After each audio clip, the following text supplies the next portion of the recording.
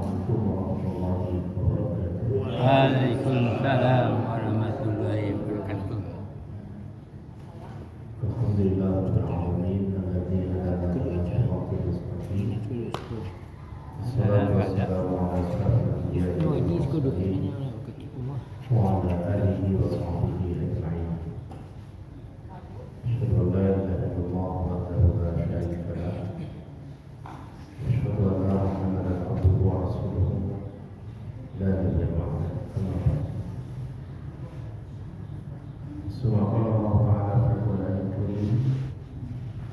A'udzu billahi minasyaitonir rajim. Bismillahirrahmanirrahim. Wa rawadathu allati huwa fi baitiha an nafsihi wa ghadaqat al-abwaba wa qalat hakadha laka qala ma'azallahi innahu rabbi ahsana maswaya innahu la yuflihu adh-dhalimun wa laqad hammat bihi wa hamma biha laula an ra'a burhana rabbih kadzalika linasrifa anhu su'a wal fahsya innahu min ibadina al-mukhlasin. Allahu azim. Yang saya hormati dan muliakan Bapak dan Ibu serta seluruh jemaah salat maghrib rahimahullah. Bila kembali kita bersyukur kepada Allah Subhanahu wa taala. Alhamdulillahirabbil alamin. Berkat rahmat dan karunia Allah kepada kita semua, pada kesempatan ini kita masih mendapatkan limpahan rahmat itu sehingga bisa hadir kita di majelis ini. Amin. Mudah-mudahan dengan senantiasa kita bersyukur nikmat, semoga semakin terbuka pintu rahmat itu bagi kita semua. Amin. Salawat dan salam tiada henti kita lapaskan. Allahumma salli ala Muhammad wa ala ali Muhammad kama shallaita ala Ibrahim wa ala ali Ibrahim. Semoga salawat ini sampai kepada Nabi kita. Amin. Dan semoga kita yang melafazkan dan mendapatkan kebajikan. Amin. Amin. Bapak dan Ibu yang hadir, sebagaimana biasa setiap Jumat yang kedua pengajian kita berkaitan dengan atau kita sebut dengan kajian tasawuf. Kita membahas satu kitab, itu kitab yang ditulis oleh Imam Al-Ghazali yang bernama atau berjudul Minhajul Abidin. Yang isi kitab itu berisikan seandainya seorang hamba kita ini ingin dekat kepada Allah, merasakan kasih dan sayangnya, maka ada tahapan-tahapan yang harus kita lalui. Kita sudah membahas 4 dari tahapan itu, yang mudah-mudahan kita senantiasa dapat menjalaninya. Pada bulan yang lalu kita mengkaji bahwa dalam rangka mendekatkan diri kepada Allah, ternyata banyak godaan yang akan kita temui, banyak rintangan yang akan kita lalui, sehingga rintangan dan godaan itu kalau ada pandai-pandai kita mengendalikannya, maka semakin jauh kita ini dari Allah. Rintangan godaan itu pada bulan yang lalu yang kita kaji adalah yaitu godaan dan rintangan harta. Harta ternyata bisa menjadi hal yang membuat kita jarak dan jauh dari Allah ketika harta itu menguasai kita. Karena harta itu seperti seekor kuda, kalau datangnya kita mengendalikannya, kita akan membawanya sesuka hatinya. Terjerumuslah kita dan terjatuh kita. Tapi kalau kita pandai mengendalikannya, maka dia akan menjadi sahabat yang bisa membawa kita kemana-mana. Begitulah seekor kuda. Kalau kita kita dapat tempat yang mengendalikannya, maka kita akan dibawanya kemana-mana menjadi sahabat kepada kita. Begitu pula harta ini Bapak Ibu. Kalau harta itu pandai kita mengendalikannya, maka dia akan menjadi sahabat bagi kita untuk mendekatkan diri kepada Allah. Dia akan menjadi suatu berkah di dalam hidup ini. Dengan harta itulah kita bisa bersedekah. Dengan harta itulah bisa kita berkunjung ke Baitullah. Dengan harta itulah bisa kita melakukan kegiatan-kegiatan amaliyah, sehingga harta itu bisa menjadi kendaraan atau alat yang membuat kita dekat kepada Allah. Itu kalau harta itu bisa kita kendalikan. Tapi kalau harta itu yang mengendalikan kita, maka tidak jarang harta itu menjerumuskan kita kepada keburukan. Jadi kalau begitu harta itu kuncinya di tangan kita sebetulnya. Kemana kita mau bawa? Ya, ke kanan oke, ke kiri Oke. Begitulah dengan harta. Jadi dengan harta kita bisa dekat dengan Allah kalau kita pandai mempergunakannya. Tapi harta itu juga bisa membuat kita jauh dari Allah kalau kita tidak pandai mempergunakannya. Ya, banyak orang-orang yang sukses dengan hartanya, tapi dia tidak dekat kepada Allah karena dia salah menggunakan hartanya.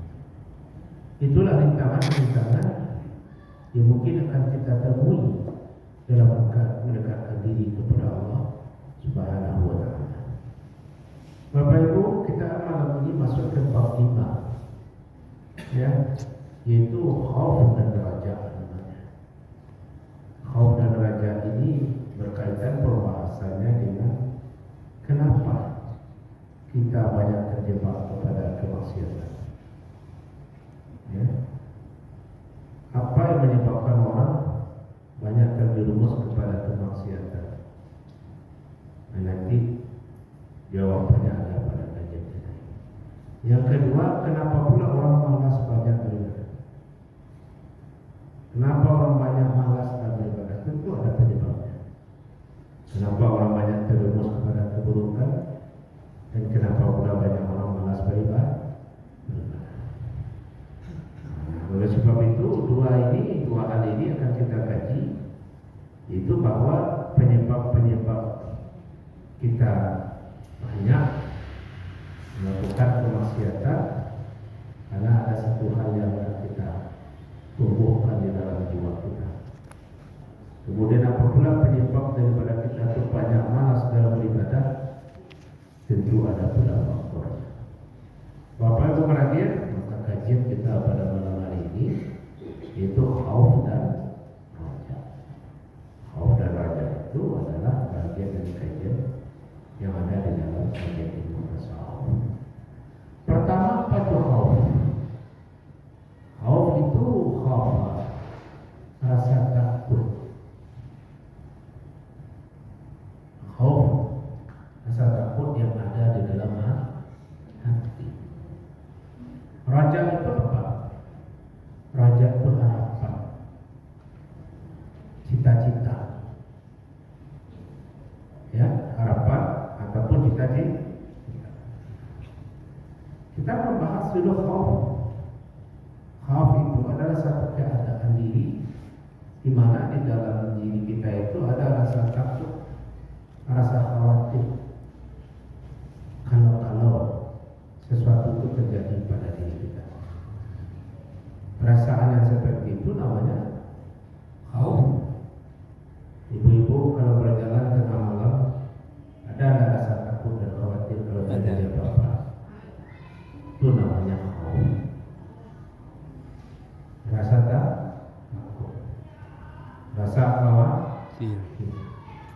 Kalau ada orang naik pesawat, walaupun setiap minggu dia berangkat dengan pesawat, tapi begitu dia naik pesawat lagi, begitu pesawat mulai take off, tetap saja dalam hatinya dia takut. Tidak ada orang yang tidak, walaupun hampir setiap hari dia naik pesawat. Ada orang yang setiap hari bekerja, pulang pergi di pesawat,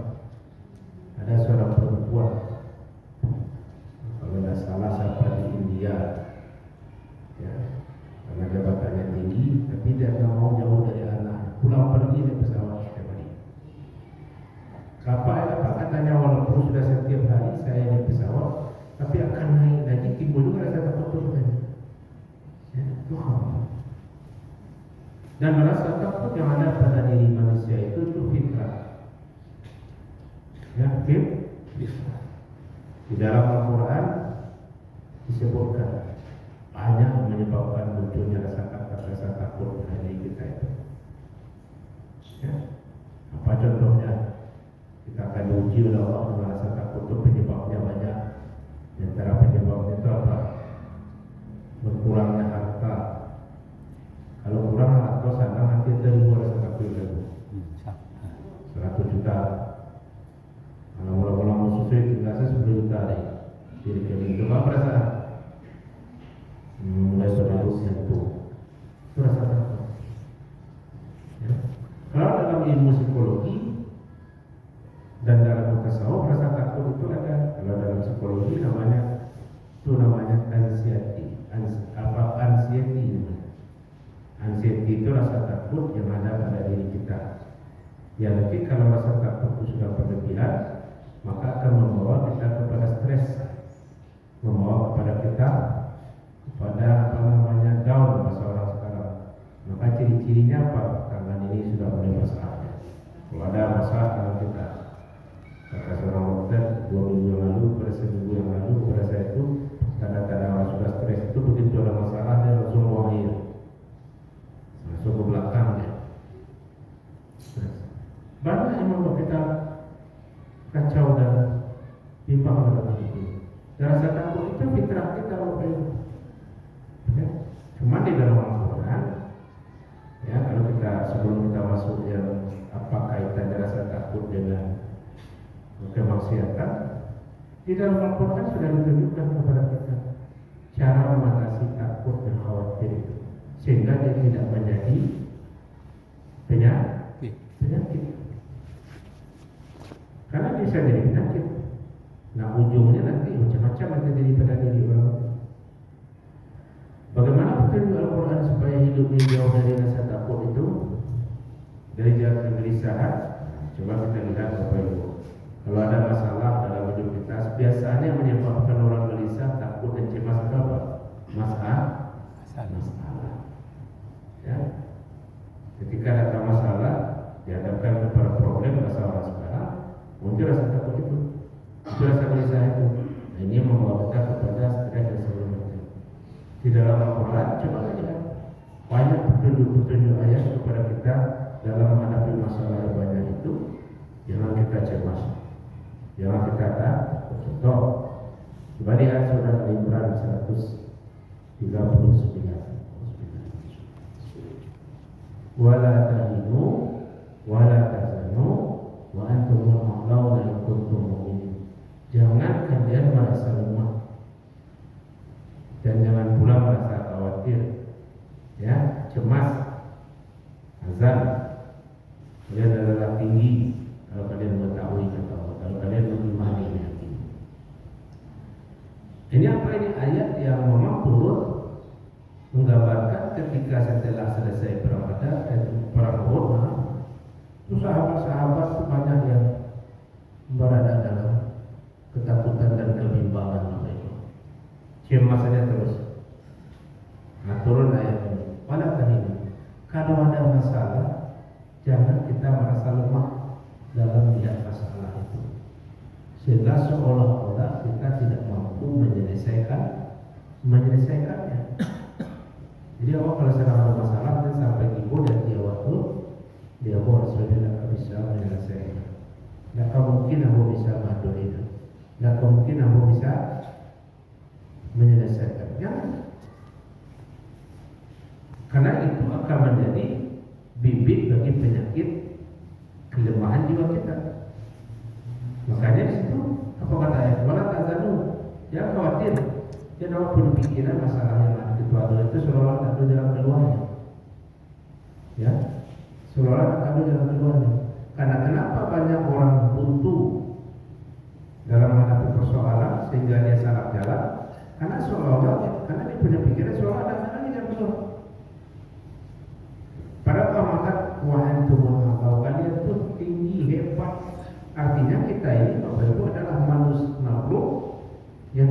yang bisa menyelesaikan masalah. Jadi kita memiliki kemampuan untuk bisa keluar dari masalah. Maka oleh sebab itu kita tidak boleh putus asa.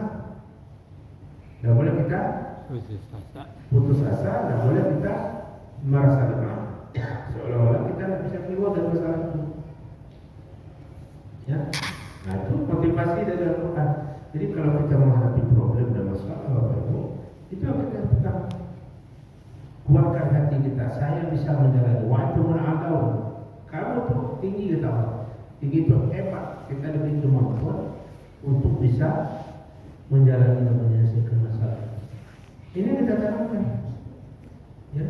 Nah, ketika semangat ini ada dalam hati, kita akan bisa menyelesaikan. Santai saja kita.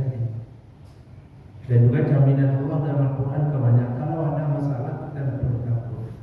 Akan ada bantuan Allah, akan ada kemudahan Allah. Fa'inna ma'al usri yusra, inna ma'al usri yusra. Jaminan itu. Ya, wa yattaqillah yaj'al lahu makhraja wa yarzuqhu min haitsu la yahtasib. Siapa bertakwa, maka akan Allah berikan kepadanya jalan kemudahan, jalan keluar dari masalah yang dihadapi. Itu khauf dalam makna rasa takut yang membawa kepada kegelisahan. Tapi kita kaji pada saat ini adalah berkaitan rasa takut dengan perbuatan kemaksiatan. Pertanyaannya adalah kenapa seseorang mudah terjebak pada perbuatan yang tidak baik? Apa jawabannya? Karena di hatinya tidak ada rasa takut. Tapi rasa takut yang kita maksud di sini bukan rasa takut cemas tadi, tapi adalah rasa takut kepada Allah. Jadi di hati kita kalau rasa takut kepada Allah tidak kuat, berpeluang kita melakukan kejahatan dan keburukan. Tapi ketika rasa takut kepada Allah itu sudah sempurna kokoh dalam hati, itu yang akan membentengi diri, menghalangi kita, menjaga kita untuk tidak terbuat kepada yang baik. Oleh sebab itu rasa takut itu mesti kita pupuk. Rasa takut apa? Rasa takut terhadap sesuatu yang kita lakukan kalau itu dibenci oleh Allah. Rasa takut itulah sesungguhnya yang kami benteng orang. Tapi kalau rasa takut kan sudah tidak ada lagi, itulah yang membuat orang hidup dalam kebebasan dan kesewenang-wenangan. Datar saja kami ibaratkan orang. Tidak ada batas-batas. Kalau di dalam pikiran kita, Bapak Ibu, tidak ada lagi rasa takut kepada Allah itu, maka kita akan terjebak pada perbuatan buruk. Tapi kalau lihat dulu itu rasa takut, kita akan terhalang betul. Contoh, kita berjalan, ketemu barang berharga di jalan. Barang berharga itu bisa diambil, bisa tidak. Kalau di hati orang itu ada rasa takut kepada Allah, apa tindakannya? Dia tidak akan mengambil. Saya takut kepada Allah. Walaupun Allah tidak, walaupun manusia tidak melihat ketika saya mengambil, tapi Allah Maha melihat. Aku takut kepada Allah. Tidak akan terjadi itu. Tidak akan terjadi.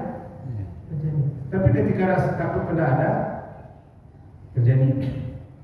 Langsung pindah ke dalam bank saku. Jadi bank saku. Setiap kejahatan itu memang terjadi karena pada diri orang itu tidak ada rasa takut. Kalau ada rasa takut, itu pasti terjadi. Cuma kadang-kadang rasa takut yang ada pada diri manusia itu dikalahkan pula oleh rasa takut yang lain. Rasa takutnya kepada Allah dikalahkan oleh rasa takutnya kepada manusia, sehingga dia lebih tunduk kepada manusia itu daripada tunduk kepada Allah. Yakin? Apa contoh kisahnya ada? Di dalam Al-Quran Bapak Ibu, coba kita lihat surat. Ada satu surat itu namanya surat Yusuf. Coba ada surat Yusuf itu surat yang ke-12. Di mana pada ayat kedua dari surat ini berbunyi A'udzubillahi minasyaitonir rajim. ahsanal qasasi bima auhayna ilaika hadzal Qur'an. Sesungguhnya kami, itu satu, kedua, yang ketiga. Yang ketiga, kami menciptakan kepadamu Muhammad kisah yang paling baik, yaitu dengan mewahyukan Al-Quran ini kepadamu. Dan sesungguhnya engkau sebelum itu termasuk orang yang tidak mengetahui. Apa itu? Di dalam ayat ini dikatakan bahwasanya Allah mengatakan kami kisahkan kepadamu Muhammad ahsanal qasas. Jadi ahsanal qasas itu kisah yang sangat baik. Kisah siapa itu? Kisah Nabi Yusuf. Jadi Allah katakan pada di kisah Nabi Yusuf itu adalah merupakan kisah yang luar biasa. Di mana keluarbiasaan kisah pada diri Nabi Yusuf? Pengajaran apa yang kita dapatkan pada diri kisah Nabi Yusuf itu? Satu, apa itu? Nabi Yusuf itu kan pendendam. Pengajaran sebaik-baik kisah yang kita temukan dari perjalanan hidup Nabi Yusuf itu, pertama apa? Tidaklah dia itu orang yang pendendam. Apa yang dialami oleh Nabi Yusuf? Penderitaan apa yang dialami oleh Nabi Yusuf? Kecil, dibuang, dizalimi oleh saudara-saudara kandung sendiri, dimasukkan ke dalam sumur, dikatakan dia sudah diterkam oleh serigala. Itu informasi, dipisahkan dia, ya, dizalimi.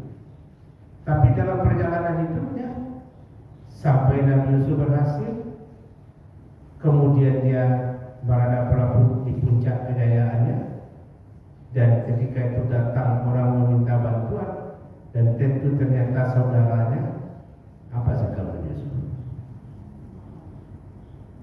Adakah perintah dari Nabi Yusuf tangkap mereka? Ketika dia sudah tahu inilah orang yang mereka inilah yang telah memasukkannya ke dalam sumur itu, yang telah memisahkan dia dengan bapaknya, sehingga bapaknya dia putus sampai buta, menangis terus. Dan ketika Nabi Yusuf tahu bahwasanya orang yang datang inilah yang berbuat dulu, yang telah melakukan kezaliman kepada dirinya, apa yang dilakukan oleh Nabi Yusuf? Ketika saudara itu datang meminta gandum untuk perbekalan, ketika mereka pulang kasih dia gandum, dikasih, dikasih.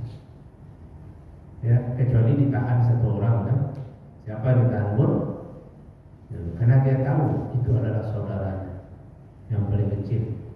Tapi yang ini tidak, disuruh datang lagi, diletakkan di dalam itu sebentuk barang yang berharga. Nah, diinformasikan barang hilang, ternyata mereka membawa datang ke sini, wajib datang dengan sekaligus dengan bapakmu.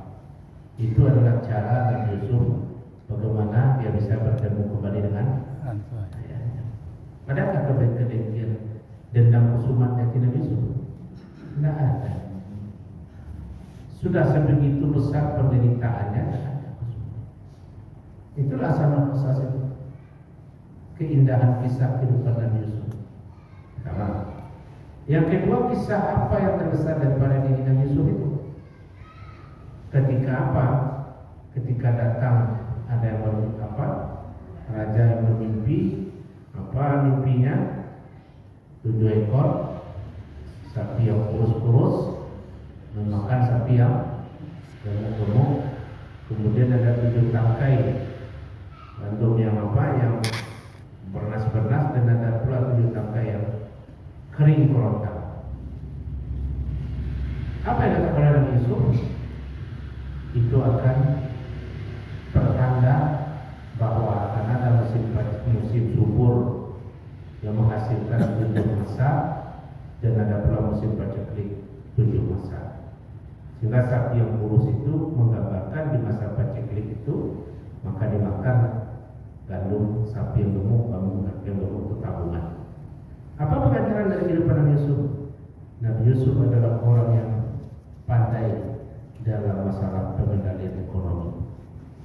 Maka dia bisa memprediksi, memerintahkan simpanlah, jangan habiskan, sebab akan datang nanti masa paceklik, sehingga di masa paceklik itu yang kita tabung ini akan kita makan. Kan hebat apa? Pola mana? Menabung. Nah, kalau dewa, pesawat tali hijau, apa tuh? Nah, gini, besok, ada kata itu. Nabi Yusuf mengajarkan kepada kita dari asal-asal yang tepat. Jangan menabunglah dan berhematlah. Sebenarnya filsafat Nabi Yusuf kok dipakai dalam Minang, tapi Allah tinggalkan. Kalau di Minang apa itu? Tidak, pengajaran dari Nabi Yusuf mengamalkan dalam pepatah Minang. Kok ado tak dimakan, tak ado baru dimakan. Lalu cara itu. Kok ado makan tidak dimakan, ada tidak ado baru makan. Apa itu paman? Apa maksud itu? Kok ado tidak dimakan? Ini ado tidak dimakan. Ditinggal seketik. Tidak ado baru makan. Ditinggal terus bersyakar buat. Kok ado tidak dimakan itu? Kok ado jadi habiskan? Tinggal seketik. Enggak seketik tu mak, seketik banyak tidak. Tidak ado baru makan, tidak ado baru makan. Nanti campur tu nanti makan. Maka kalau kita lihat dalam sejarah orang Minangkabau di Bapak Ibu, di mana mobil rumah Adam, apa dan ada di dalamnya? padi Haram? Rangkaian itu apa? Setiap panen padi yang masuk ke situ, nanti dimasak letak situ dan simpan situ. Maka orang Minangkabau bisnis paceklik itu sudah ada perhitungannya, ya. Dan itu pengajaran dari Nabi Yusuf. Maka satu pengajaran hebat dari Nabi Yusuf adalah pengajaran tentang bagaimana mengendalikan persoalan keuangan dan ekonomi. Dan sekali lagi, ya awak sampai sekering-keringnya baru pikir balik. Anda begitu, itu pengajaran. Pengajaran yang ketiga yang berkaitan dengan kaji kita saat ini adalah apa itu? Nabi Yusuf adalah orang yang paling di antara orang-orang yang sangat kuat rasa takutnya kepada Allah. Sehingga rasa takutnya yang sangat kuat itu menghindarkan dia dari jebakan hawa nafsu. Ya nak? Coba lihat dari ayat yang kita bacakan tadi. Ada suatu ketika Nabi Yusuf sudah mulai dewasa. Nabi Yusuf ini kalau kita baca kisahnya gagahnya luar biasa. Nah, gagahnya luar biasa. Sehingga dia sang gagah itu benar. Adon mengatakan Zulaikha aku sampai tergoda dengan anak angkatnya. Benar cak gagahnya. Anak picayonya gagah itu cerita. Datanglah kau. Bawa pisau je. Buat jadi itu gagah benda. Pun nanti bola rami-rami. Jom lewat. Ibu dah serang mengaji apa tadi? Anak orang pun sedang anak ni buat tadi. tangan Iya tu ibu. Itu kisah ada. Kau manusia atau malaikat tu? Nah, ada salah kabar. Terus mereka aja kecilnya tuan pun akan tingginya. Dan ketika itu walaqad hammat bihi wa hamma biha. Pada ayat yang ke-24 ya. Katakan dan sungguh perempuan itu telah berkehendak kepada Yusuf dan Yusuf pun berkehendak kepadanya. Hati sama-sama hati. Tapi apa terjadi sekiranya Yusuf tidak melihat tanda-tanda dari Allah dan Tuhannya. Demikianlah kami palingkan darinya keburukan dan kekejian. Apa yang menyelamatkan Nabi Yusuf? Seandainya dia tidak melihat, kalau dalam ayat sekiranya dia tidak melihat tanda-tanda dari Tuhannya. Tanda-tanda dari Tuhan itu apa? Rasa takut yang sudah kuat itu. Kalau dah adul dia ini Tuhan, terjadi yang tidak baik itu. Ya tak? Terjadi. Kenapa ayat ini jelas mengatakan? Kan ini jelas ya. Apa katanya? Walaqad hammat bihi wa hamma biha. Dan sungguh perempuan itu telah berkehendak kepada Yusuf, senang kepada Yusuf, dan Yusuf pun berkehendak senang kepada perempuan itu. Tapi apa? Nabi Yusuf tersentak. karena kekuatan takut kepada Allah itu sudah penuh dalam dirinya dia lari. Maka apa yang terjadi? Nah, ketika itu udah dia lari, mengingatkan sehingga dipeganglah, ditarik ke bajunya dari belakang, robek dan dia tetap lari. Apa yang membuatkan dan menjadikan Nabi Yusuf bisa menghindar? Apa yang menyebabkan Nabi Yusuf bisa terhindar dari keburukan dan kejian itu? Di hatinya ada rasa takut kepada Allah. Kalau tidak ada rasa takut itu bagi dia dulu.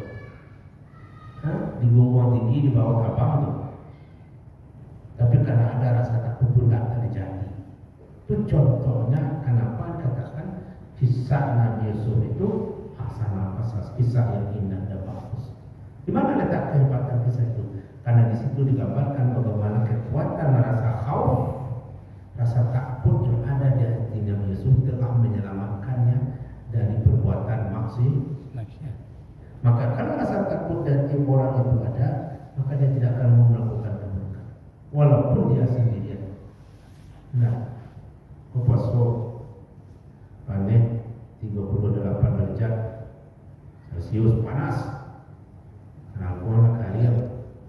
Nah, badan latihan. Aku di dalam kulkas itu cukup sedolah pendingin. Dimakan, diminum seorang atau orang tak tahu dah. Nah, tapi kalau di hati orang itu ada rasa takut kepada Allah, dimakankannya, dinikmatinya hidangannya dingin itu. Nah, kenapa? Karena hatinya takut kepada Allah, dimatakan. Kalaupun manusia lain tidak tahu, tapi Allah Maha tahu melihat pekerjaan. Maka oleh sebab itu rasa takut di hati akan menyelamatkan kita. Ya, akan menyelamatkan kita.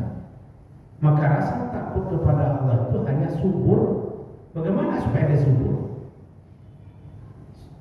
Caranya supaya dia subur selalu kita zikrullah, ingat selalu kepada Allah. Itu yang akan menyuburkan rasa takut. Tapi kalau kita hidup ini tidak ada ingat kepada Allah, rasa takut juga tidak akan ada. Begitu besarnya apa itu? Kata Imam Ghazali, itu rasa takut yang ada di hati kita, maka itulah yang akan menyelamatkan itu. Nah, tapi kalau rasa takut itu sudah tidak ada, maka tidak ada batas, tidak ada lautan yang dalam akan diselamnya terus, tidak ada langit yang tinggi pasti di awannya terus. Tidak akan dia berhenti memenuhi selera. Nah, begitu aja. Kalau sudah tidak ada rasa takut di hati. Tapi kalau ada rasa takut, tidak akan terjadi itu. Tidak akan terjadi. Jadi yang akan menjadikan seseorang itu berhalang, yang akan menghalang seorang dari perbuatan yang tidak baik itu terletak pada rasa takut. Rasa takut di hati itu yang membuat kita berhubungan. Apa itu? Bahwa apa yang kita lakukan ini akan diminta pertanggungjawaban oleh Allah, sehingga itu akan membuka rasa takut. Nah, itu yang kita sebut dengan khauf. Ya, nah, jadi itu apa itu? Jadi kalau orang lembaga saja tidak ada rasa takut, maka jangan pikir. Nanti pikir sekarang saja dulu. Tidak ada rasa takut itu. Itulah yang menyebabkan orang tidak bisa membedakan hak dan yang batil. Sudah jelas salah, dia tak buat. Kenapa dia artinya tidak ada rasa takut? Kalau rasa takut tidak ada lagi di hati, itu kita sudah berada pada keadaan yang sangat buruk. Nah, sangat buruk. Kalau rasa takut sudah tidak ada lagi, kan kecelakaan. Nah, itu lebih contoh di jalan. Kalau rasa takut sudah tidak ada, maka tidak ada rasa hati-hati. Ujungnya apa? Kecelakaan. Jadi nampak tadi pepatah. Bacaan suara mila-mila. Ada seorang yang tidak ada rasa takutnya, di situ pula diangkat motornya setingginya. Ujungnya apa itu? Mencium kampas. Kalau rasa takut ada, pasti jatuh dan runtuh ujungnya. Makanya oleh sebab itu hendaklah rasa takut jatuh. Yang kedua apa itu? Menjelang. Kalau rasa takut itu yang ada di hati itu menghalangi jiwa ini dari berbuat buruk, lalu apapun supaya taat kepada Allah. Yang mendorong hati supaya taat kepada Allah namanya rasa harap. Ibu-ibu kita kok beribadah pun ada suara dari orang. Apa harapan kita dengan ibadah kita? Semoga kita mendapat ridho dan kasih sayang Allah. Kalau itu ada di hati kita, maka kita akan sungguh-sungguh dalam sebuah perbuatan. Harap kepada akhirat yang baik, mendapatkan kasih sayang Allah, mendapatkan surganya yang indah. Kalau ada harap itu di hati kita ada, maka itu akan mendorong kita berbuat baik. Maka oleh sebab itu kita apapun yang kita lakukan hendaknya penuh dengan harapan. Ada cita-cita kita di situ. Makanya tidak boleh hidup ini tanpa cita-cita, tanpa harapan, tanpa keinginan. Ampun beribadah, sudah beribadah Allah. Sudah ada itu salah-salah saja dilakukan itu. Maka seorang hamba itu ketika dia beribadah ada harapan tertinggi. Apa harapan tertinggi seorang hamba dalam ibadahnya? Apa itu? Itu beribadah bagi siang pertama malam. Apa harapan tertinggi kita dalam ibadah kita? Lihat harapan Allah. Apa bu? Kalau sudah sampai di situ, itu sudah timpa sampai di tempat ketinggian. Ya, harapan kita dengan ibadah kita yang mendapatkan ridho dan kasih sayang Allah. Makanya ada seorang perempuan dalam majelis sesuatu Rabi'ah al-Adawiyah. Ya, ketika dia beribadah, ya Allah, kalau aku beribadah ini karena surgamu, buang surga itu dariku. Kalau aku beribadah karena takut kepada neraka-Ku, lemparkan aku ke dalam neraka-Mu. Kalau begitu dia beribadah karena melakukan ridho dan kasih sayang. Dan kita masih banyak dalam beribadah, tidak jelas tujuan dan harapannya. Maka kita beribadah ini tidak harap kepada kebaikan, tapi lebih rasa takut. Baru sekarang kepada supaya saudaraku. Itu cuma ada. Sebetulnya di balik itu tertinggi apa? Seandainya aku tidak sholat, maka aku tidak punya jalan untuk bisa dekat dengan Tuhanku. Dan tertinggi. Jadi oleh sebab itu Bapak Ibu yang mendorong kita ini supaya kita bisa terdorong dalam ibadah, motivasinya adalah ada harapan kita. Ada harapan kita dalam ibadah, ya Allah. Apa harapan kita? Tunaikan sholat, ya Allah. Aku berharap bermohon kepadamu semoga diampuni dosa-dosa. Akan begitu kan? Ya Allah, aku tunaikan puasa ini semoga kau lipatkan amalan dan pahala. Itu harapan. Tapi kalau di hati kita tidak ada itu, ya sudah. Nah, itu kecil kampung beribadah ini gondong iya. Gondong ada apa namanya ada apa itu? Anak di malam ini di bola ibadah orang lebaran, tapi tidak tahu hakikat ibadah. Tidak tahu hakikat ibadah. Nah, oleh sebab itulah Bapak Ibu hadir, kita dalam pengajian kita ini kesimpulannya Pak. Kesimpulan pertama, hendaknya di hati ada rasa takut. Kalau ada rasa takut di hati, itu akan menyelamatkan kita. Rasa takut apa? Rasa takut kita kepada Allah, sehingga kita tidak mau menunaikan yang tidak baik. Yang kedua, rasa harap kepada Allah, itulah yang akan mendorong kita dalam beramal dan beribadah. Itulah Bapak Ibu kajian kita malam ini, yaitu dua hal yang perlu kita perhatikan. Pertama, bersikap khauf, takut. Yang kedua, bersifat harap atau raja. Silakan Bapak Ibu silakan satu dua pertanyaan. Nah, silakan. Kalau sama ini rotan, tidak ada manusia yang berpikir. Nah, ini kok banyak orang. Pokoknya asal tapi ada kali dulu. Nah, itu. Kenapa rasa takut ada di hati? Karena dia tak disuburkan. Kenapa tak disuburkan? Karena tidak disuburkan begitu, tidak ada. Maka tidak ada rasa takut. Lalu bagaimana menuburkan rasa takut itu? Ya tidak lebih, tidak kurang. Dekatkan diri kepada Allah dengan selalu ingat kepadanya. Tapi karena kita sudah jauh dari Allah, maka rasa takut kepada Allah itu menjadi jauh juga. Ya. Itulah fungsinya setiap hari kita berzikir kepada Allah supaya di hati kita itu tumbuh rasa takut, ingin selalu dekat. Karena rasa takut kepada Allah dan ingin dekat kepadanya, maka itu akan membentengi kita untuk hati dalam berbuat dan berdiri. Kita takut kalau saya lakukan ini, maka saya akan begini. Betul itu. Kenapa?